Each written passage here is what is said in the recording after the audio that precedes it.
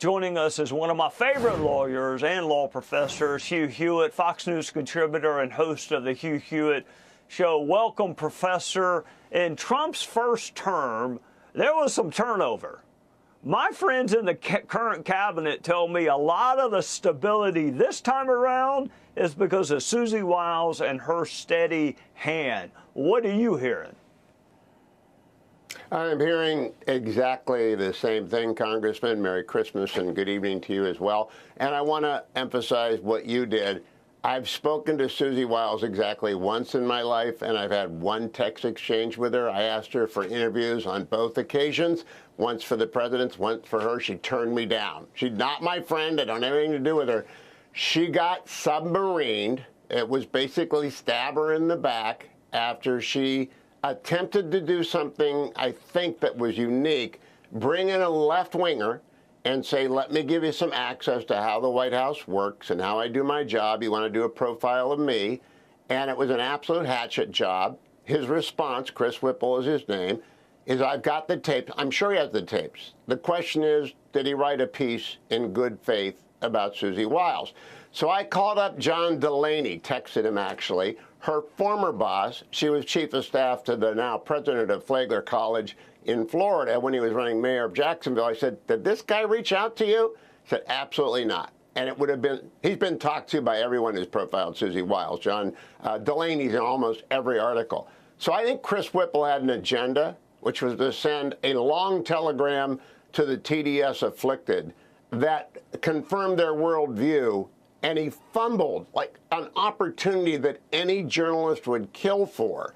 11 long interviews with a sitting chief of staff, maybe 10 with her in office and one before. And I made a list of quotes. We don't have time to go through it. The guy has got serious TDS. And I'm sorry she picked the wrong journalist. It was a good idea to show how the president of the United States is not a warmonger, how he operates. And Chris Whipple botched it, and he botched it with the least generous of spirits towards the subject who extended him every graciousness. Memo to self, say no to Whipple next time and say yes to Hugh Hewitt. All right, I want us to listen to the vice president, and then I'm going to ask you about it on the other side, okay? All right. I've never seen Susie Wiles say something to the president and then go and counteract him or subvert his will behind the scenes. And that's what you wanted a staffer. Because as much as I love Susie, the American people didn't elect any staffer. They elected the president of the United States. But I've never seen her be disloyal to the president of the United States, and that makes her the best White House chief of staff that I think the president could ask for. All right, Professor, as you always do, you anticipated my next question, and this is it. Some in the media complain about a lack of access.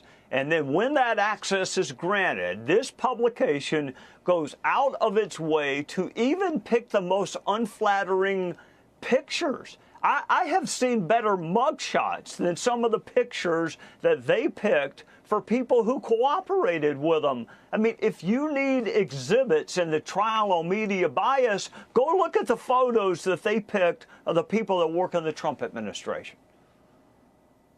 You're absolutely right. In fact, I had to look twice to make sure I was seeing what they did. And it's an unfortunate hatchet job at every level. Vanity Fair wants to sell magazines. I understand that they do that. I do not understand Chris Whipple throwing away that opportunity. I don't understand the photographer throwing away that opportunity. Once again, there's a hardcore, sort of deranged group of people in the United States who want to hate Donald Trump and who want confirmation bias. And Chris Whipple gives them a lot of confirmation bias so that even when you try and be nice and open up the door and say, come in and take a look, we're actually running a pretty tight ship here. The president is not a warmonger. That's a direct quote from the article. They produced this. Those pictures were laughable, but it's just a warning to every Republican. You will never, ever get a fair shake from the legacy media, even if you're nice to them. Even if you really try very hard, it will never, ever happen. from Hugh Hewitt's lips to everyone's ears. I don't know how many different times we have to learn this lesson. They're not going to be fair to you, but I tell you what, I'm going to be fair to you. I drew your name in a Christmas raffle. I'm a fiscal conservative, so it's not going to be much, but I'll look forward to sending you your Christmas gift. You will be underwhelmed. Merry Christmas to my favorite law professor, Hugh Hewitt. Thank you, Trey Gotti. Merry Christmas to you. Hey, Sean Hannity here. Hey, click here to subscribe to Fox News YouTube page and catch our hottest interviews and most compelling analysis. You will not get it anywhere else.